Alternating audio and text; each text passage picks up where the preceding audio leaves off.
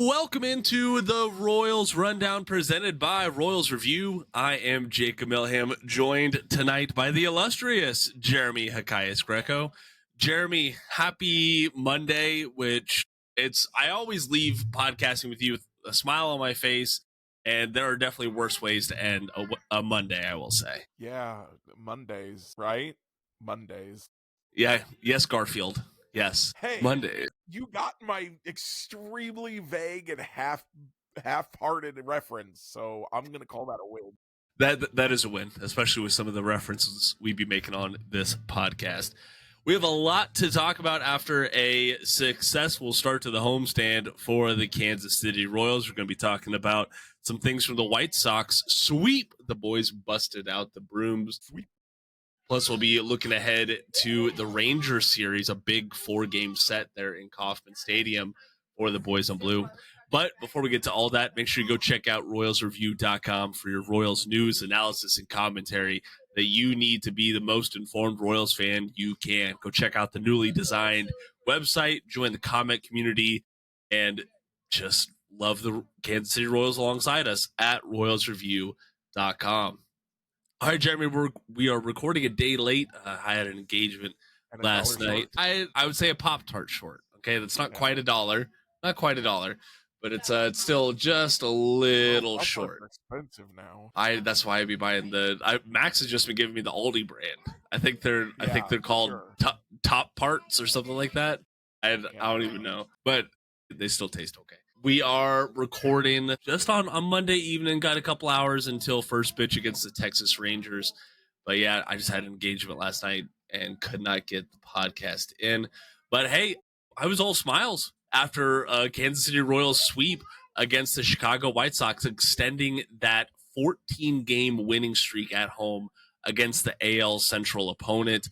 That's the longest in Royals franchise history, but also tied for the second longest losing streak on the Chicago White Sox and against one opponent.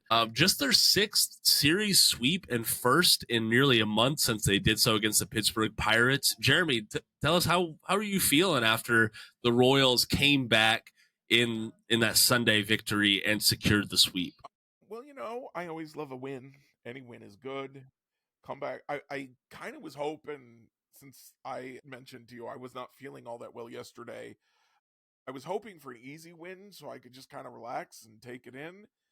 And, if you look at the final score, you're like, well, you got an easy win, right? And unfortunately, they didn't score all of those runs until the last 2 innings. And, I was really worried, Jacob, that we were going to get a third straight high quality Ryan Bergert start, or Bergert. They keep calling it Bergert on the broadcast. I feel like they would get that right. I don't know if Matt misread the stuff or what happened there, but I was worried they were going to waste a third straight excellent start from him, though he does not yet have a quality start. I know, right? Gone 6 innings, but that's also because the team has not supported him in his 3 starts. If he had a big lead going into the 6th inning, I think Quatrero would have a longer leash on him. But yeah, so a win is good, a sweep is good. That means that in the 9-game stretch against quote unquote bad teams, where everyone said they needed to go 6-3 and 7-2, they went 6-3. They should have probably gone 7-2. I think you could make an argument that they could have or should have won any of the 3 games they lost. Certainly the Sunday afternoon game and the Wednesday afternoon game. Yeah. And I think that, but I also think 6-3 is fine. They passed the Rangers. They closed the gap with the Guardians. They didn't close the gap with the Yankees, but they did with the Red Sox. So if the Red Sox continue to spiral, even if the Yankees pick things back up, maybe the Royals have a chance to go after them. And on this homestand, everyone says they need to go 7-3 or 8-2. Currently 5-1. Yeah. So 7-3, very within the realm of possibility. 8-2 against a Rangers team that has not looked very good for a week and a half or 2 weeks. Also seems like a possibility. It does. It really does. And this is, for so many series now, we've been saying, oh, this is a big series for the Royals. Well, this is also a big series for their opponent, the Rangers, because I mean, they can push themselves back into the playoff picture with the series win, or even I would dare say a split with the Royals. But if the Royals go 3-1 against the Rangers, well, that pretty much buries the Texas hopes of going back to October, and that keeps the Royals on pace with the Guardians. And you bring up the playoff picture. I want to talk a little bit more about that after we talk about the White Sox series, because it was I was pretty frustrated on Sunday. You know, getting no hit into the 6th inning by yet another subpar starter is just kind of, it's been par for the course so often over the past 2 years from the Royals. It's so frustrating, but all is well that ends well. They get their 26th comeback win of the season, which is just crazy for me to think of how this lineup is set up and how it's been performing. That so many times if they don't lead early, then they have some struggles. The one thing that gave me some consolation is that I would take that a step further and say that if they have a scoring opportunity early and they don't score, they will not score for the rest of the game. But they didn't have an early scoring opportunity in this one, so I felt like the odds were still there that they could score. Even posted on social media after they failed to score in the 6th inning that, hey, they should be getting into the White Sox bullpen now, and it's been fairly leaky this year. Don't give up hope. Yeah. And I looked pretty prophetic by the end of the game.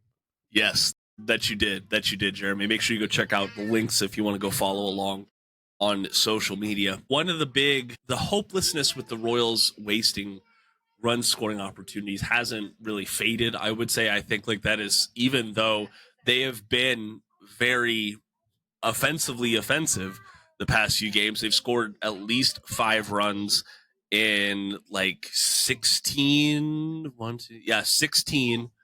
of 27 games since the All-Star break, which is just a much better rate than they did before the All-Star break. But the long ball has been like their secret sauce the past few games. They've homered in 7 straight games, right? Which that's not a huge thing for most MLB teams, but for the Royals that is it's massive for them. They're 22-5 this year when they have multiple home runs. That's crazy. Well, when your pitching's that good, multiple home runs means you got at least 2, right? Probably more. Yep. And, early on we were talking about if they score 3 runs in a game, they're more likely to win than lose. The pitching is not quite as good as it was early on, but it's been still pretty good. I think that's something that gets lost a little bit, is how good the pitching still is. Yeah. It's just not as good as the incredibly elite pitching they had to begin the year. Right. And that can be accredited to Chris Bubich going on the shelf, Cole Reagans being sidelined, Seth Lugo, just whatever the heck's going on with him since he signed that extension. But you brought up a guy who is really keeping things going in the rotation right now, Ryan Bergert. Since the trade deadline, he's made 3 starts for the Royals, has been just absolutely phenomenal. Even though he doesn't have that quality start, he's got at least 5 1/3 in all of his starts with the Royals, and all of them have been good. Yeah, and none of them, he's not given up 2 runs. He's given up 2 or fewer runs in all 3 of them as well. So, yeah, it's I'll not take a quality that. start, but he's also not allowing the runs of a quality start, which would be 3. Right, exactly. And I've been so fixated on how good Noah Cameron has been statistically that I have completely missed how good Ryan Bergert's been in his own right. Like he only allows a 189 batting average to the opposition. He's second amongst all MLB rookies in ERA with a 2.75 and WHIP too, 1.13. Like he is looking at every part of the steal that some people have been saying, is this the 3rd consecutive trade deadline steal from the Royals front office? I'm not quite ready to lay that on Bergert, but Who was the steal Lucas Urseg, which I would say was a steal for 4 more years after this season. You get Lucas Urseg. The thing that cracks me up, Jacob, is you talk about Noah Cameron and you talk about Ryan Bergert, and they're both rookies. Yeah. They're both exactly rookies. Like, they're this good now, they could get better. Or, even if they don't get better, even if they just stay the same, the Royals get to pay them pennies for years. And that's hopefully two mid-rotation guys at the very least. Exactly. They might not be staff aces, but they definitely raise the floor of any rotation they're a part of. And you know what? Freddie Fermin in his own right is doing great things out there in San Diego for the Padres. But I would say from a Royals fan's perspective, I can't be too mad about what the Royals got in return. Just looking at Ryan Bergert, not even regarding the second arm that they got in that deal. Any other pitching things that you want to touch on with the White Sox series? I have one more batting note that I want to talk. It was good to see Lorenzen come back.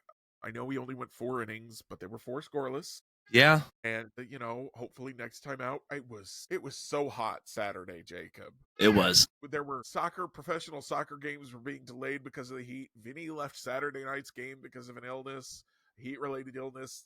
There were some other players who left games because of cramping or heat-related illnesses around the league. So, he's upset that he didn't make it more than 4 innings, but coming off the IL and not having his best stuff that day, 4 scoreless innings, I will take it every time. Yeah, I think that's a good way to look at it, because my big takeaway from that Saturday night start was that the command's pretty shaky right now. But go back and look at the box score, and that's a return from the IL that you'll take from a number 5 or number 4 guy in your rotation. And I really, speaking of trade deadline acquisitions, I really thought that was going to be the opportunity where we saw Bailey Falter show his value coming out of the bullpen, but yet again it was another poorer performance from him. So I'm pretty concerned about him. I am. So here's the thing is, if your concern is maybe Bailey Falter is never a good pitcher, I think that's reasonable. I think the Royals need more time to work with him, but I also think if you're worried Bailey Falter is going to damage this season, I don't think that's a real concern, because Bailey Falter is only going to pitch out of the bullpen as a long guy, as a guy who's coming in when the game is already out of hand one way or the other, or because there's no one else to pitch. And if it's a choice between Bailey Falter or Jonathan Bolin, like, what's the difference? So I think, it'll be really interesting to see if the Royals tender him this offseason. It'll be interesting to see if he improves at all as the season goes along, or if they do tender him, if he improves next year.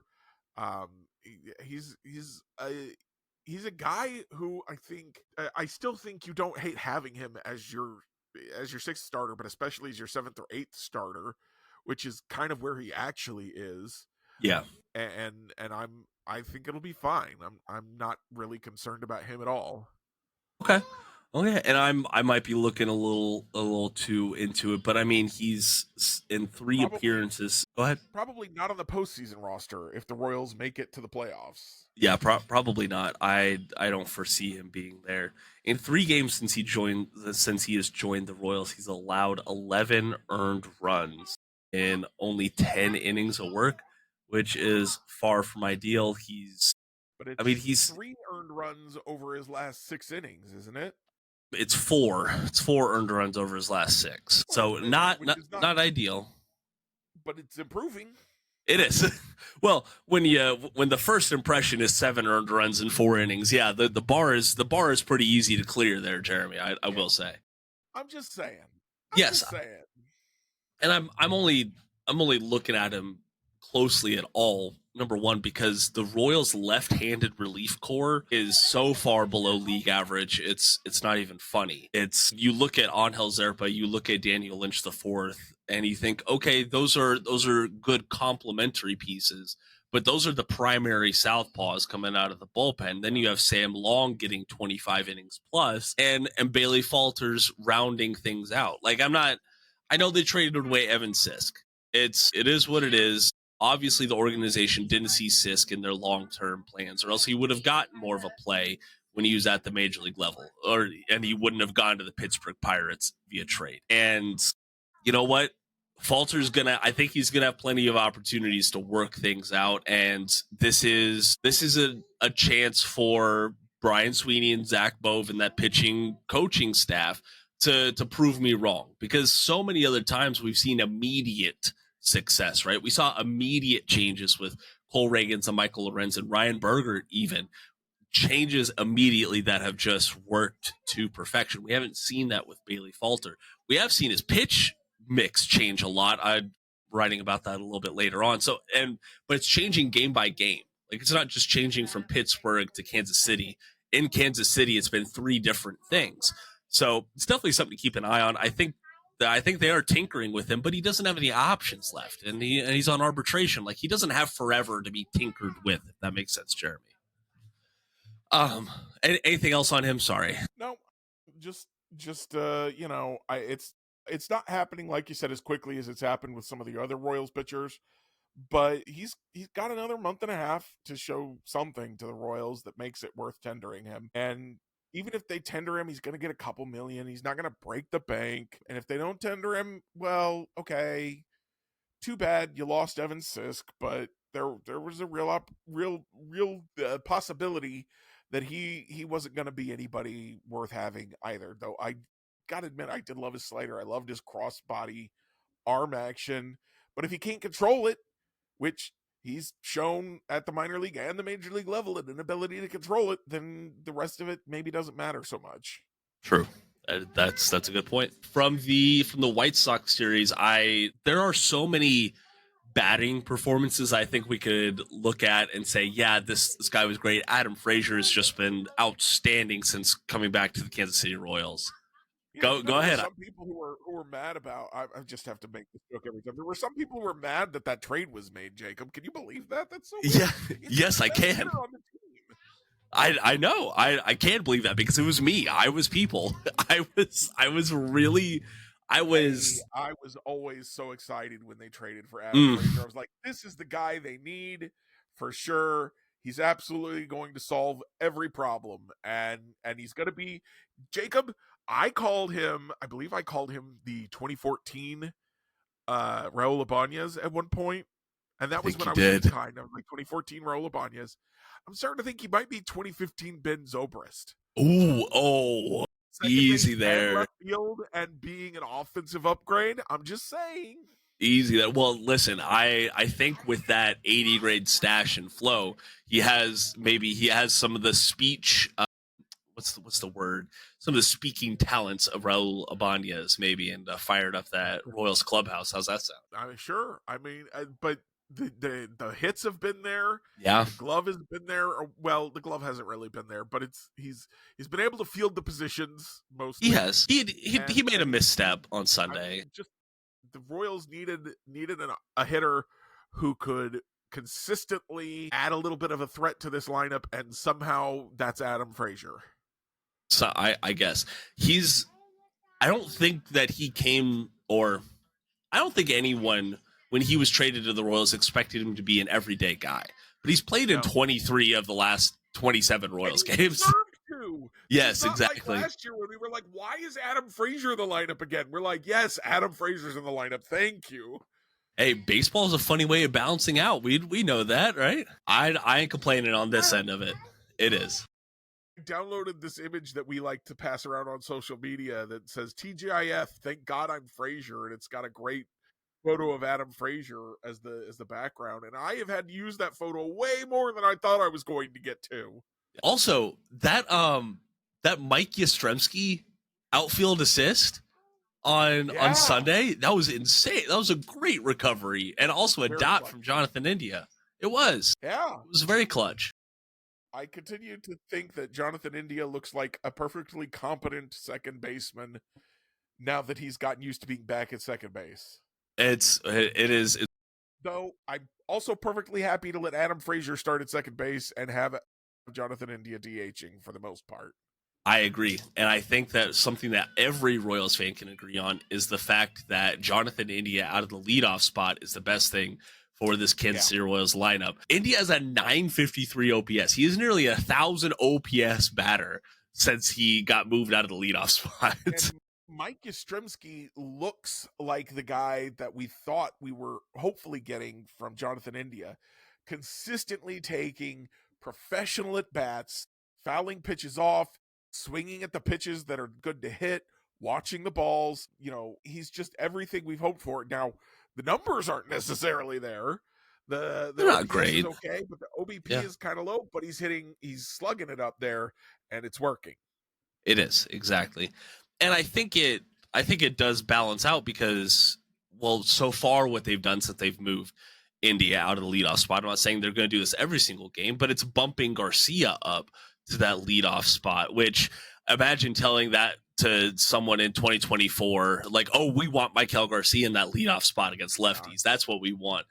And it's worked then. He's completely overhauled his game this year. Michael Garcia has. I've mentioned this before, but I got to mention it again because it's possibly my favorite thing that's happened this year. It's at least my second favorite thing behind Chris Bubich finally being acknowledged as a terrific starter. Is Michael Garcia taking an attitude of, I earn walks, not sometimes walks happen to me, but I earn walks, and that's a good thing, and I can feel good about the bat flip every time he takes a walk of like, that's mine, I got that. Either you were scared of me or I laid off your pitches and that's mine. And that attitude of, I'm going to swing at the pitches I want to swing at, and otherwise I'm going to take my base, thank you very much, is an attitude I wish more Royals would have.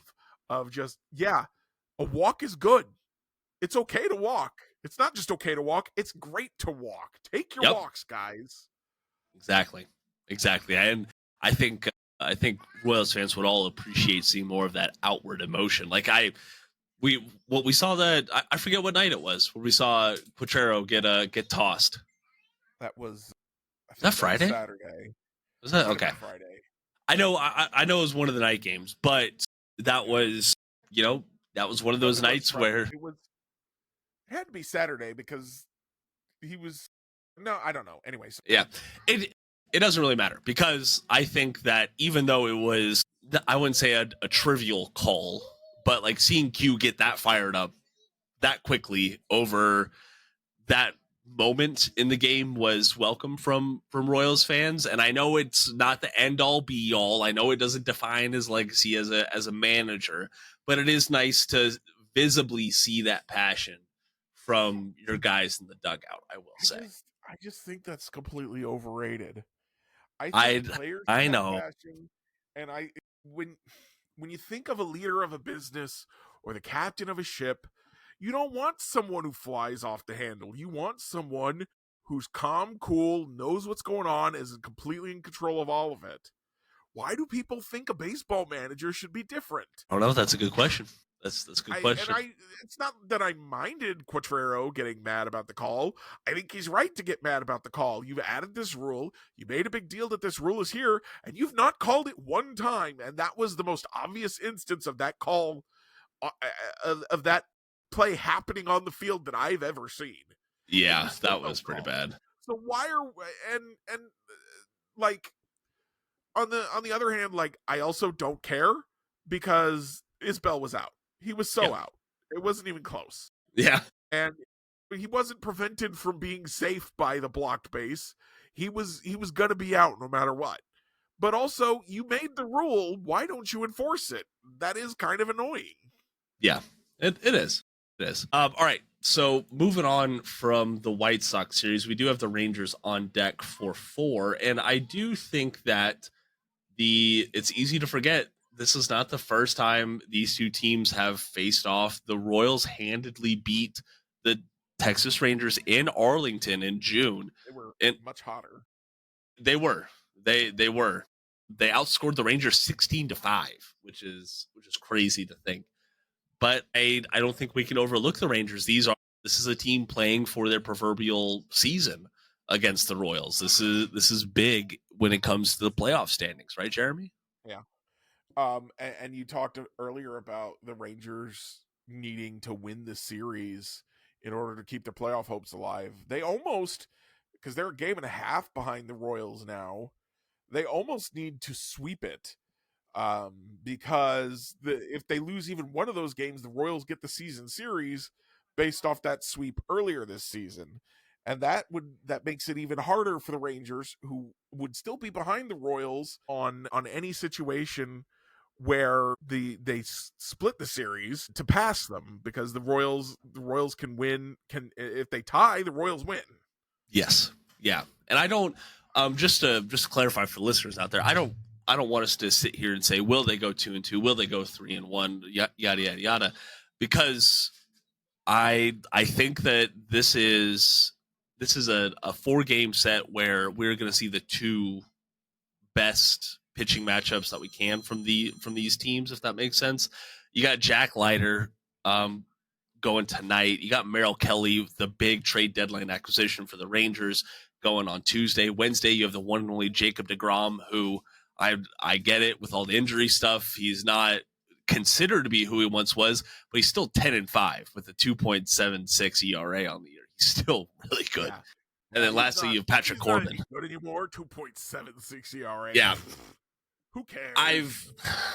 I've seen the discourse. He is still freaking amazing. Let me tell you what, I would like him in the Royals rotation. And then on the flip side, you got Michael Wacha, Seth Lugo, Noah Cameron, and Michael Lorenzen going for the Royals. It's good to see, and I'm really excited for this 4-game set. The good news to my mind is that the Rangers offense has been pretty bad this year and continues to be bad. And I believe Adolis Garcia is out with an injury, so they don't even have him in their lineup right now.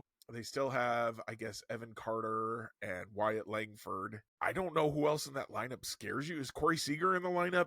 How's he playing this year? I don't even know. Corey Seager's been good, of course. He has been good this year. Sorry, I'm trying to pull up those numbers because right now all I'm seeing is Michael Wacha's career numbers against these guys. Truth be told, Corey Seager's had Wacha's number over the years, including a 450 slug in 20 at bats against him. Marcus Semien, Jock Peterson have both performed pretty well against him.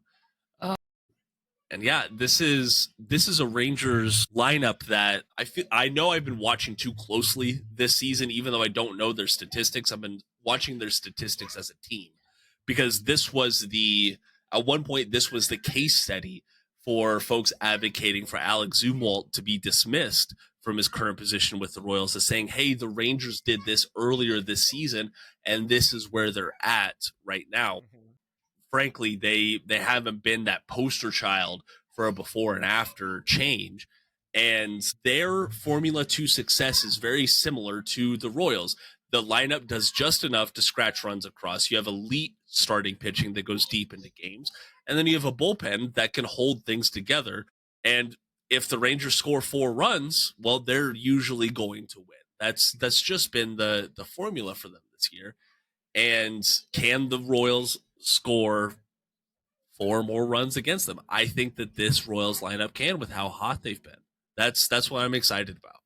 Yeah, the Rangers over the last 30 days have 3 above average hitters: Josh Young, Corey Seager, and Wyatt Langford. Everybody else has been bad. So kind of like the White Sox.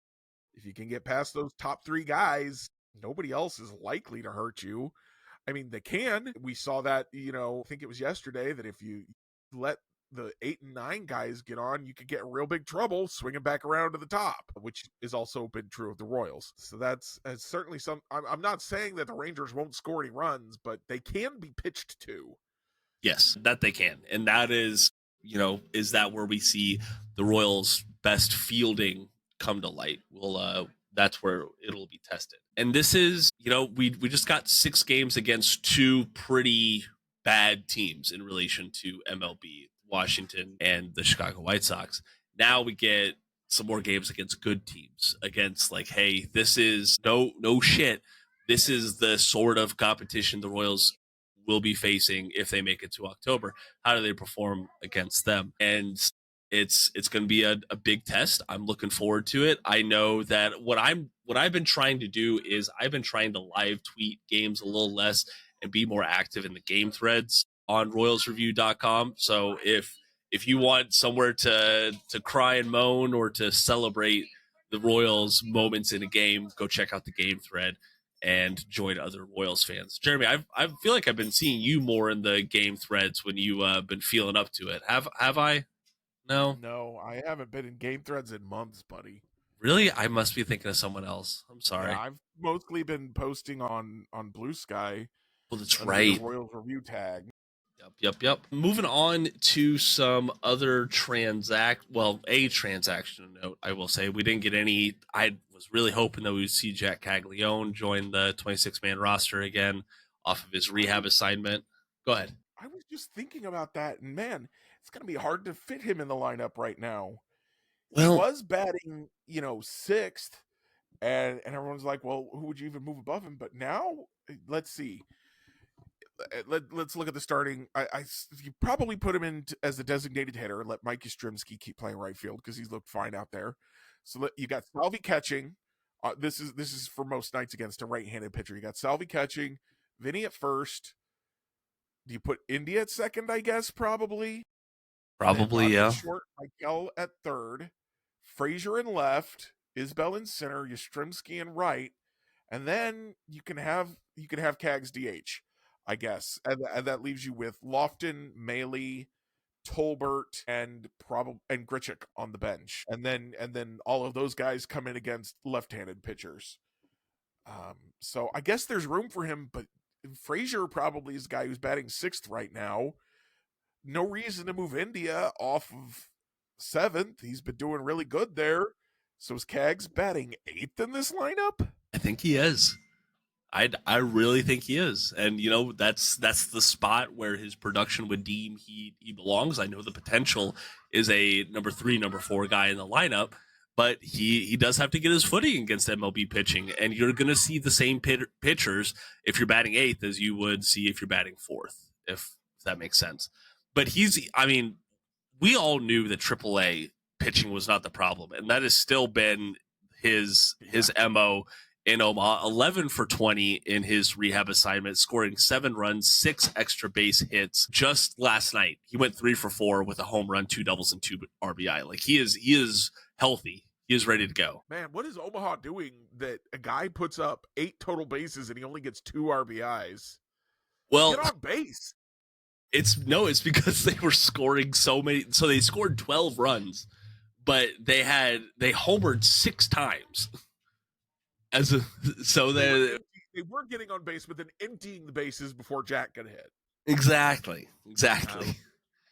Let's see here. Who had Harold Castro had 2 home runs. Caglianone had a home run. Jensen had a home run. I think he had the go ahead 2-run homer in the 8th. Let's see who else had a home run. Peyton Wilson, Nick Prado even had a home run. It's cats and dogs are living together when Nick Prado home runs.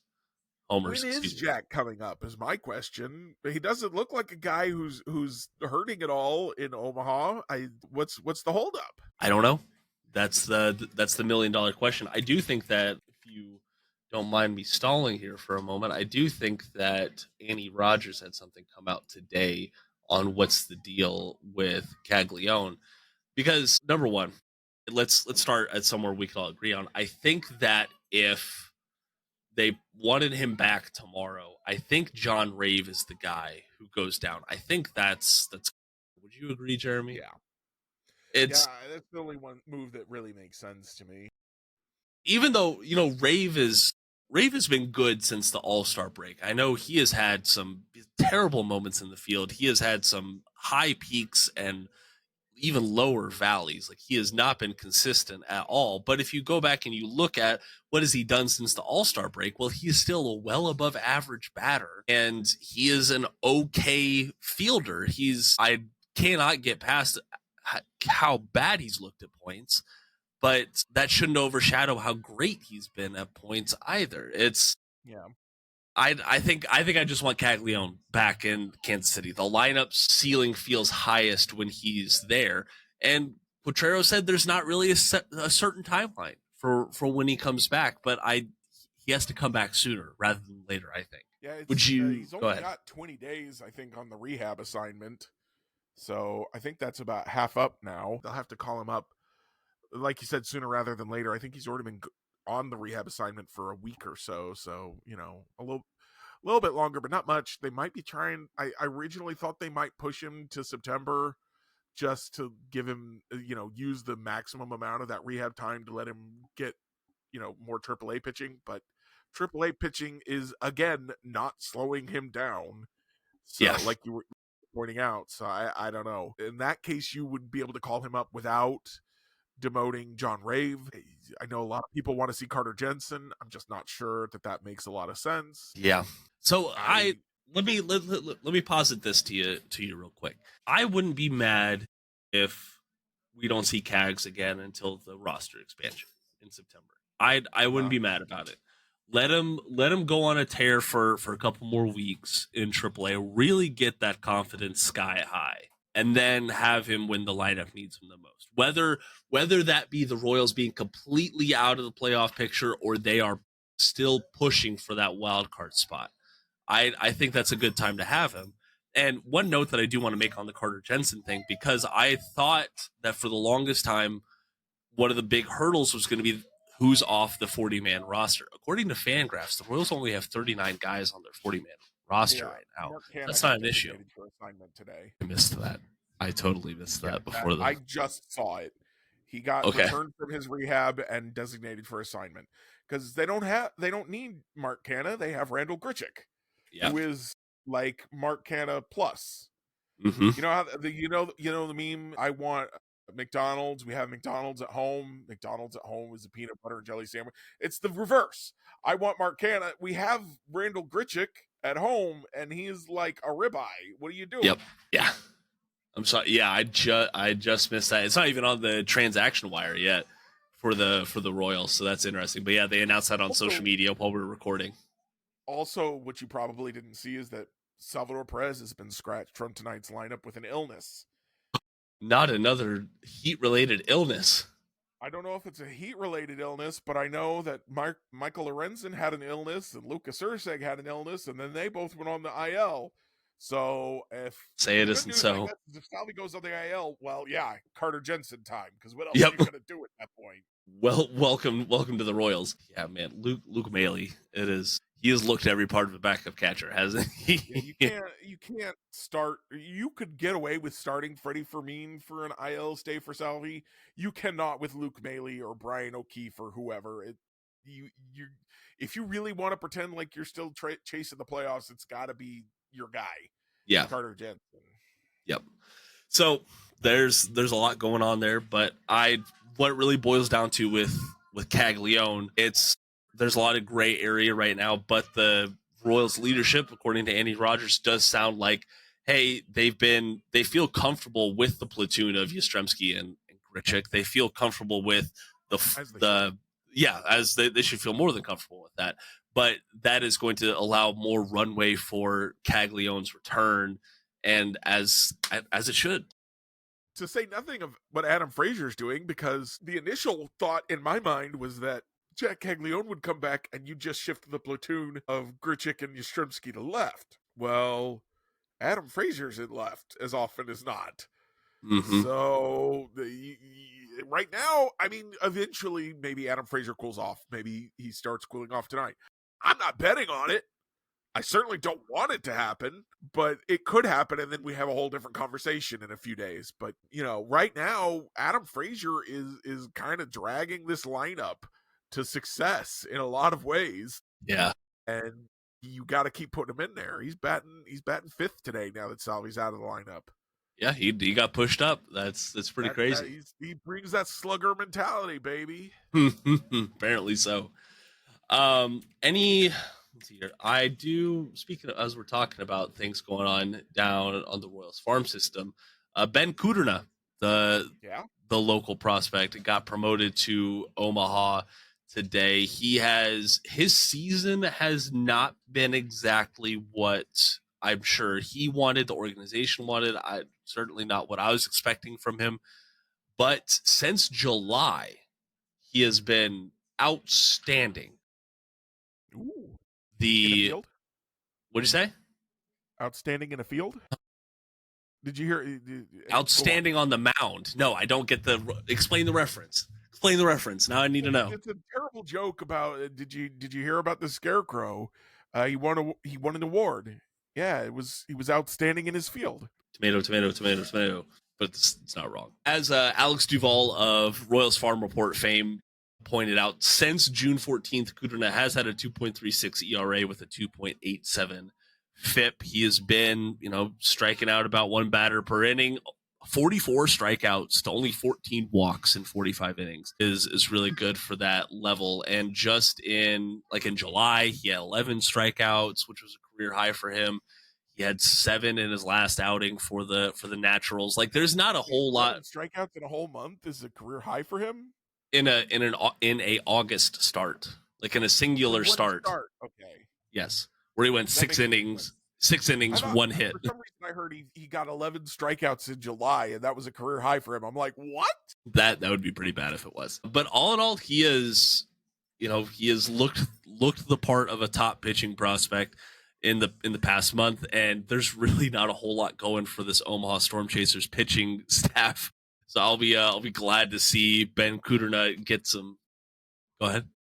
Have they still got Dallas Keuchel pitching for them? They still got Dallas Keuchel shoving for them at points. I would say, I don't want to see him in a Royals uniform. I'm good. Are the Storm Chasers going to the playoffs this year? I'll double check, but I don't think they're going to the playoffs. Let me look at this. Yes, they are currently tied for 9th place in the International League West Division with a 49-70 record on the season. It's been pretty tough. Actually, there is only Rich Hill will get you in the year of our Lord 2025. Yep. There's actually only one Royals minor league team with a winning record. And that's the River Bandits. Now, yeah, the Fireflies, they're first half champions, so they have a spot in the postseason no matter what, but they're 52-60 right now. Just hasn't been a strong second half. So I'm really excited to see Kudrna. I really want to see the data on him. You finally get that Baseball Savant minor league search data once you get up to AAA. Haven't had that in AA where he's been for so long. So very, very excited to see what he does in Omaha and if he's a guy that we could look to in 2026 as a possible major league reinforcement. Jeremy, anything else to touch on? Nope. Nada? Nope. Zilch? Nope. I'm just excited to watch some more Royals baseball tonight. The Royals are winning. I always have a lot more fun when they're winning. Yeah, they got back over 500, Jacob, and even if they lose tonight, Jacob, they'll still be over 500. Yep. It's a good spot to be in. I like this. I do as well. Which I'll take this moment to talk a little bit from the Chicago White Sox perspective, because Royals fans have been on that end of a game like Sundays more often than not in recent years. This is my brother was talking about with the Colorado Rockies. That's a team that if you're a diehard fan, if you're not laughing, you're crying at how they're losing. And I think the Chicago White Sox are in a similar spot. They had points where they put up a good fight against the Royals, but it's another skid for them. They can't put together a complete 9 innings, and I feel bad for them at this point. I know they're not as bad as they were last year, but I feel bad for them. Right? They've got some real promising stuff happening there. Kyle Teal, Colson Montgomery. Yeah, they've got some good-looking hitters. Luis Roberts still there. Maybe he can be good again someday. The starting pitching's been solid for him. Their bullpen is just atrocious. Really bad. It is really bad. As of right now, they are the only American League team projected to have a 100-loss season, which I think does speak to the balance of baseball right now. There's a lot less 100-loss teams now than there was a couple of years ago. It's been a weird balance, though, Jacob, where every team in the American League has looked like the best team in the American League for a couple of weeks and like the worst team in the American League for a couple of weeks.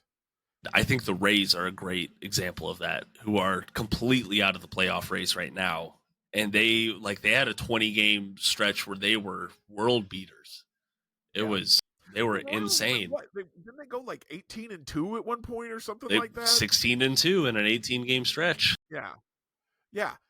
It's a reasonable number of wins. And then they had June. Yep, which was awful. I during the off season, I want to play around with this idea of, like, if I took the worst month off of each team, how would they have looked? If I took the best month off of each team, how would they have looked? Just because it does feel like it's been absolutely unhinged how bad every team has looked at some point. And even the White Sox had a really good stretch, and even the Tigers had a really bad stretch. Though it does seem like the Tigers are turning things around just in time to take the Royals on for 6 of the next 16. Yeah, it does feel like that. Tigers still have nearly a double-digit lead in the division. They're 73-53 as we record. They're looking every part of an AL favorite right now. They don't have that. They're not top. Say again? Why couldn't the Royals play them while they were slumping? Because the Royals rarely have good luck nowadays, it feels like. That's just how it goes. One last point I wanted to make. Royals, as we record this right now, have a 12.9% chance of making the postseason. The Rangers are right behind them with an 11.4% chance of making the postseason. So this is down to single digits before that White Sox series. They were. So they are trending the right direction. The Rangers are heading in the wrong direction. Let's see if the Royals can get 3 out of 4, maybe even a 4-game sweep in the best case scenario against Texas, and really just put their stamp on we are here. If they sweep the Rangers, I will immediately declare them a playoff team. Like, I don't even care what the standings will say. I will say the Royals are going to the playoffs now. Hey, I'd love to see it. I really would. Sorry, I know I have a lot of save rounds, but another point that I wanted to make is you look at the odds, and I know the Royals are doing great right now. They're 5-1 in their last 6, but they're not making up the ground in the odds or in the standings how they did, a la the Tigers last year, because the Tigers were helped by some historic collapses, especially the Twins.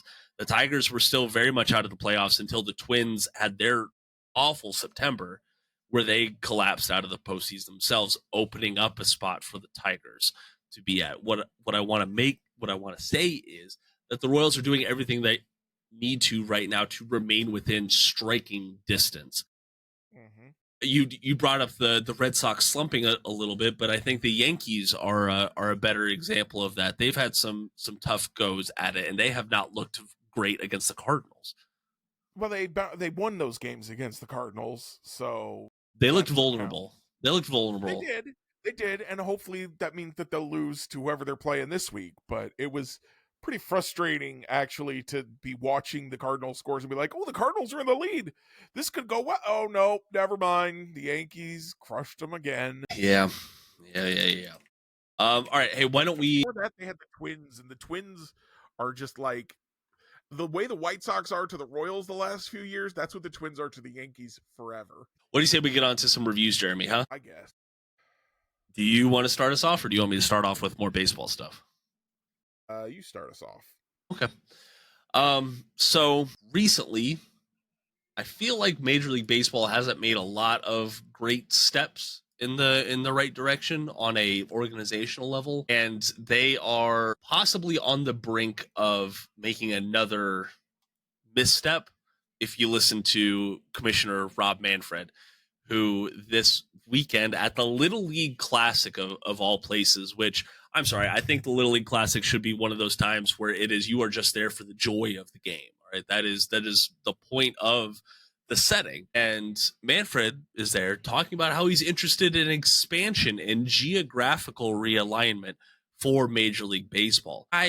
Truth be told, I might write something about, well, how does this look and how does it affect the Royals? I might write up something like that because it is interesting. But in my mind, there are so many other things to fix in baseball before you look at geographical realignment, especially looking at jeopardizing some of those rivalries that have kept the sport alive through its darkest days, and expansion when you have such financial disparity between teams right now.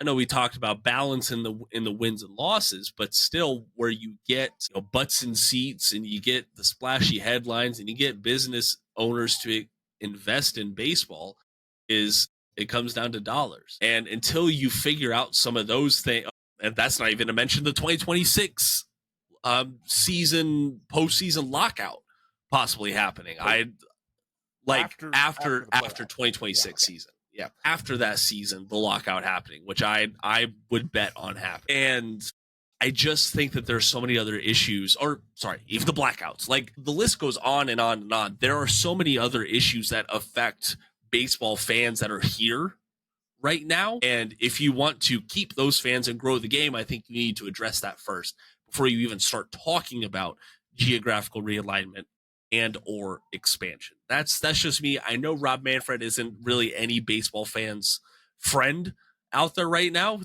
I think the rule changes have smoothed over, but there are so many more missteps that have been made under his stead rather than steps in the right direction, I would say. So I just wanted to get on my soapbox and talk about that for a little minute. Over to you, Jeremy. Should I rebut you or should I just move on? Rebut. Go for it. Who cares, man? Every team plays every other team. You're still going to have your rivalries. It doesn't matter what league they're in or what division they're in. They'll still play each other plenty. They'll make sure that happens. And having more teams in more places, hopefully the blackout stuff is on its way out. Hopefully some of these other issues that you're talking about are on their way out. You know, there's still a lot of issues facing baseball. I think the biggest problem facing baseball is cheap ownership. You see it in the Pirates, you see it in Minnesota, you see it in Oakland or Sacramento or Las Vegas or wherever it is they go next. You see it in Tampa Bay. These clubs, these owners don't spend to keep their teams together. They don't spend to keep their teams competitive.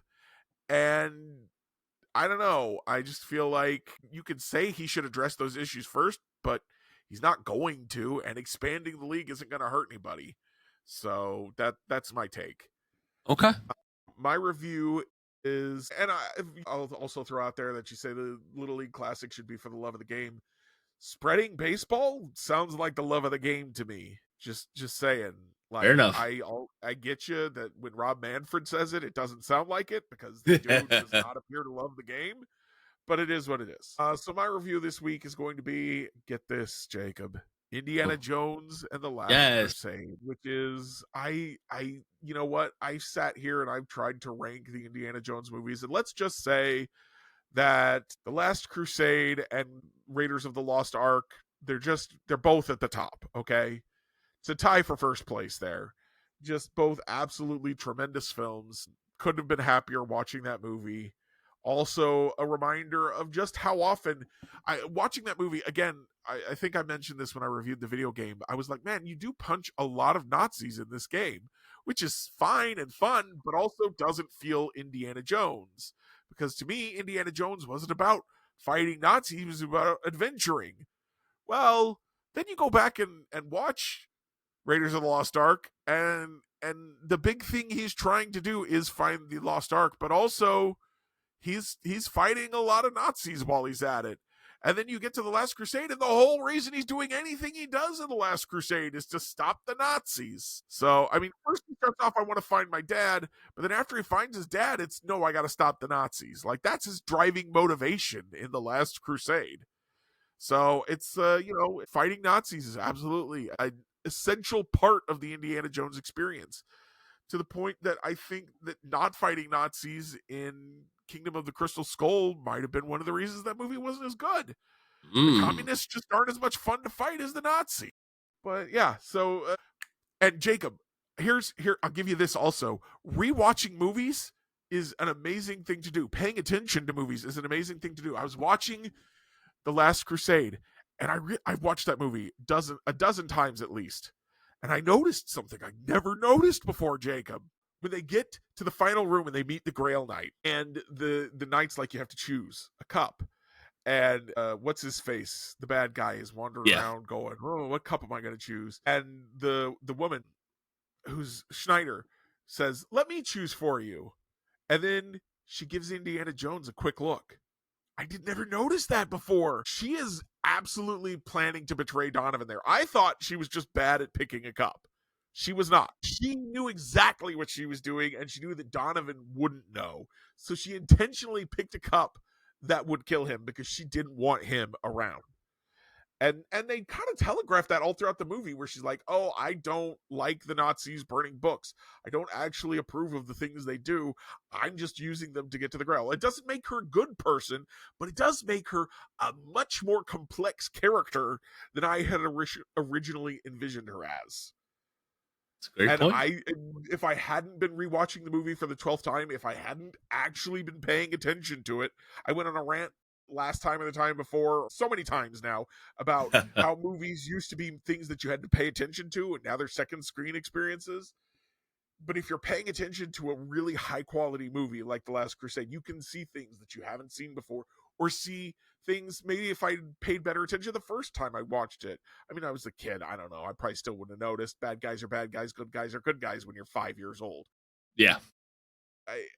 But it's just so cool to see these things and to realize, oh my gosh, this is so much cooler than it ever had seemed before. So kudos to Spielberg, kudos to the actress who played Schneider, kudos to everybody involved in that movie. Yeah. Still entertaining us, nearly 40 years later? Is that something like that? Actually, probably more than 40 now. Goodness. And another funny thing of rewatching The Last Crusade now is Indiana Jones talking about how old he is in that movie. He's like, oh, yeah, you know, I'm getting old for this and blah, blah, blah, stuff like that. Only to do 2 more movies like 20 and 30 years later or whatever. Yeah. Oh, man. Well, you that is all. We're old then, Indy. Just look at you now, still kicking. All right, thank you for that, Jeremy. That's a great point on older, high quality movies. I want to stress. I'm not saying every older movie is to that level, but it just makes you appreciate good movies more. There's a reason the classics are the classics, baby. Yeah. All righty, folks, we're going to get on out of here. We got a game to watch here in about an hour and a half. So thank you so much for joining us yet again. Go check out royalsreview.com. You'll find us on social media. Our links are down in the podcast description below. If you're not already following or subscribing to us, we would appreciate it, but you don't have to. And once again, thank you for being here with us. My name's Jacob Milham. They're Jeremy Greco. Thank you so much for joining us. And until next time, go Royals. It belongs in a museum.